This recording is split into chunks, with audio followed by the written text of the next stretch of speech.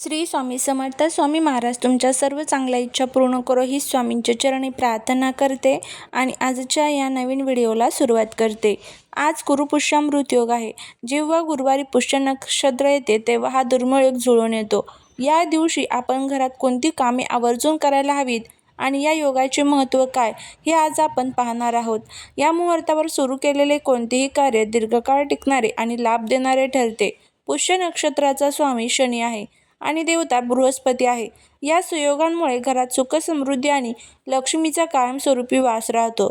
सोने, चांदी, नवीन वस्तू खरेदी करण्यासाठी हा वर्षातील सर्वोत्तम दिवसांपैकी एक आहे. आजच्या या मंगलमय दिवशी घरातील महिलेने संध्याकाळपर्यंत काही महत्त्वाची कामं ही घरामध्ये आवर्जून केली पाहिजे. तर सकाळपासून ते संध्याकाळपर्यंत कोणती कामे महिलांनी करायची आहे आज तर ते आपण बघूया. सकाळीच घराचा उंबरठा पुसून त्यावर हळद कुंकवाचे लेपन करावे, स्वास्तिक काढावे. यामुळे नकारात्मक ऊर्जा घरात येत नाही. गुरु हा भगवान विष्णूंचा कारक आहे, त्यामुळे आज विष्णू सहस्रनामाने ओम नमो भगवते वासुदेवा या मंत्राचा जप करा. संध्याकाळी देवापाशी तुपाचा दिवा लावा. शक्य असल्यास श्रीसूक्तम किंवा महालक्ष्मी अष्टकमचे पठण करावे. आजच्या दिवशी घरातील धान्याचा डबा रिकामा ठेवू नका. त्यात थोडे तरी नवीन धान्य तांदूळ किंवा गहू भरावे. याला धान्य लक्ष्मी प्रसन्न होते असे म्हणतात. संध्याकाळी अंघोळीच्या पाण्यात चिमूटभर हळद टाकून स्नान करणे किंवा घराच्या कोपऱ्यात हळदीचे पाणी शिंपडणे खूप शुभ मानले जाते. जर तुम्हाला मोठी खरेदी करणं शक्य नसेल तरीही काही छोट्या गोष्टी आज नक्की घरी आणा. त्यामध्ये सोने किंवा चांदीचे नाणी, कापूर किंवा हळकुंड, नवीन केरसुणी ज्याला झाडू आपण म्हणतो, याला लक्ष्मीचे प्रतीक देखील मानले जाते. हा योग केवळ खरेदीपुरता मर्यादित नसून घरातील सकारात्मकता वाढवण्यासाठी आहे. आज मनापासून केलेली प्रार्थना तुमच्या आयुष्यात सुख शांती नक्कीच घेऊन येते. गुरुपुष्यामृत योगावर हळद वापरणे खूप शुभ असते. एका वाटीत गंगाजल किंवा साधे पाणी घेऊन त्यात थोडी हळद मिसळा. या हळदीच्या पाण्याने घराच्या मुख्य दरवाजाच्या दोन्ही बाजूला स्वास्तिक काढा. यामुळे घरातील नकारात्मक ऊर्जा नष्ट होते आणि माता लक्ष्मीचे आगमन सुलभ होते. आज संध्याकाळी गाईच्या शुद्ध तुपाचा दिवा लावून कनकधारा स्तोत्रम, श्रीसूक्तम यांचे पठण करा. जर संस्कृत वाचणे कठीण असेल तर मोबाईलवर लावून श्रवण जरी केले तरीही चालेल. यामुळे धनप्राप्तीतील अडथळे दूर होण्यासाठी हा रामबाण उपाय मानला जातो. महालक्ष्मीच्या फोटोसमोर 2 विड्याची पाने देठ असलेली, त्यावर 1 सुपारी आणि 1 हळकुंड ठेवा. पूजेनंतर हे हळकुंड लाल कपड्यात बांधून तुमच्या तिजोरीत ठेवा. यामुळे तिजोरीमध्ये धनसंचय वाढतो आणि विनाकारण होणारा खर्च थांबतो.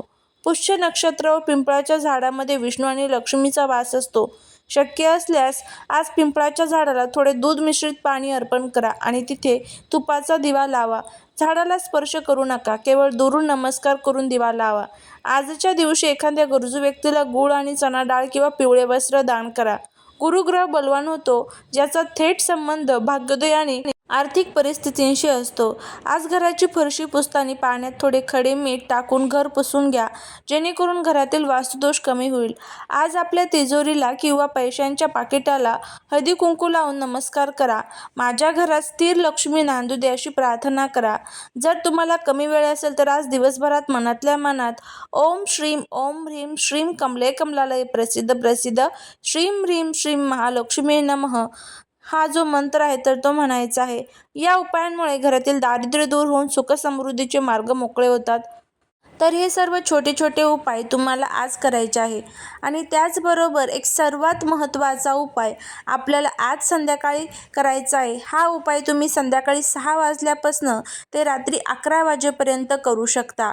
कोणता उपाय आपल्याला करायचा आहे तर हळदीचा एक अत्यंत असा प्रभावी उपाय आपल्याला करायचा आहे. या उपायाने काय होईल तर शत्रू तुमच्या समोर गुडघे टेकवेल, घराची पतीची मुलांची प्रगती सुरू होईल, घरातील सर्व दुःख दारिद्र्य दोष अडचणी दूर होतील, अखंड लक्ष्मी प्राप्त होईल, घरामध्ये आलेले लक्ष्मी स्थिर राहील. तर हा हळदीचा उपाय कसा करायचा याबद्दलची माहिती आपण या आजच्या व्हिडिओमध्ये घेणार आहोत. त्यामुळे व्हिडिओ जर तुम्हाला आवडला तर चॅनलला लाईक शेअर सबस्क्राईब करा. करा. कमेंटमध्ये ओम नमो भगवते वासुदेवाय नमः लिहायला अजिबात विसरू नका, जेणेकरून भगवान विष्णूंची तुमच्या कुटुंबावर, मुलांवर अगदी भरभरून अशी कृपा होईल. गुरुपुष्यामृत योगाच्या शुभ मुहूर्तावर हळदीचा उपाय करणे हे भाग्योदयाचे द्वार उघडण्यासारखे मानले जाते. या दिवशी गुरुग्रहाची शक्ती सर्वोच्च असते आणि हळद ही गुरुग्रहाचे साक्षात प्रतीक आहे. तुमच्या कुटुंबाच्या प्रगतीसाठी आणि शत्रुबाधा दूर करण्यासाठीचा हा उपाय अगदी साधा सोपा आहे. हळद ही पिवळ्या रंगाची असल्याने ती देवगुरु बृहस्पतीशी संबंधित आहे. ज्याचं गुरुबळ प्रबळ असतो त्याला मान सन्मान, पद आणि पैसा आपोआप मिळतो. हळद ही नैसर्गिकरित्या शुद्ध मानली जाते.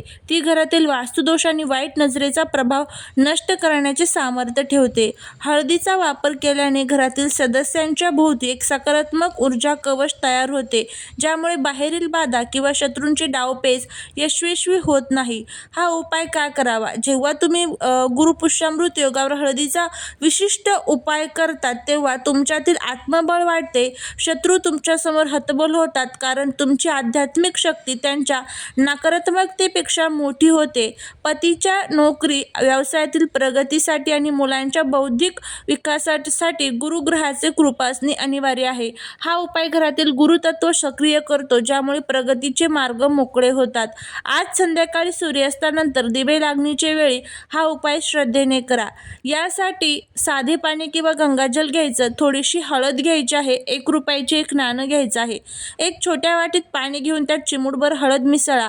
हे पाणी घराच्या मुख्य दरवाजाच्या उंबरठ्यावर आणि दोन्ही बाजूला शिंपडा. घराच्या मुख्य दरवाजाच्या उजव्या आणि डाव्या बाजूला हळदीच्या पेस्टने स्वास्तिक काढा. त्या स्वास्तिक काढताना मनात विचार करा, माझ्या घरातील सर्व संकटे आणि शत्रूंचे मार्ग बंद झाले आहे. घराच्या उत्तर दिशेला एका पांढऱ्या कागदावर हळदीने एक गोल काढा आणि त्या गोलाच्या मध्यभागी 1 रुपयाचे एक नाणे ठेवा. या नाण्याच्या वर थोडीशी हळद टाका, अर्पण करा. त्या नाण्यासमोर हात जोडून ओम बृहस्पते नमः या मंत्राचा 11 वेळा जप करा आणि पतीच्या व्यवसायात प्रगती आणि वृद्धी आणि मुलांच्या शिक्षणाच्या प्रगतीसाठी प्रार्थना करा.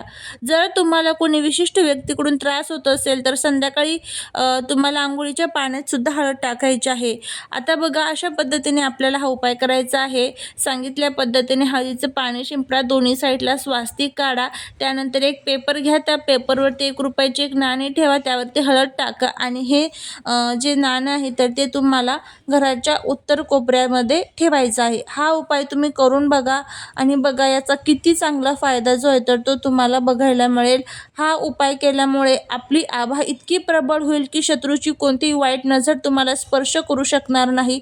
हा उपाय केल्याने घरामध्ये सकारात्मकतेचा संचार होईल आणि प्रगतीतील सर्व अडथळे दूर होण्यास मदत होईल. तर नक्की करा हळदीचा असा हा प्रभावी उपाय. रात्री तुम्ही 11, 11:30 पर्यंत जरी हा उपाय केला तरी सुद्धा चालेल. जेव्हा तुम्हाला टाईम भेटेल 6 वाजल्यापासून, त्यानंतर तुम्ही कधीही करू शकता. झालेली सेवा ही महाराजांच्या चरणी रुजू करते.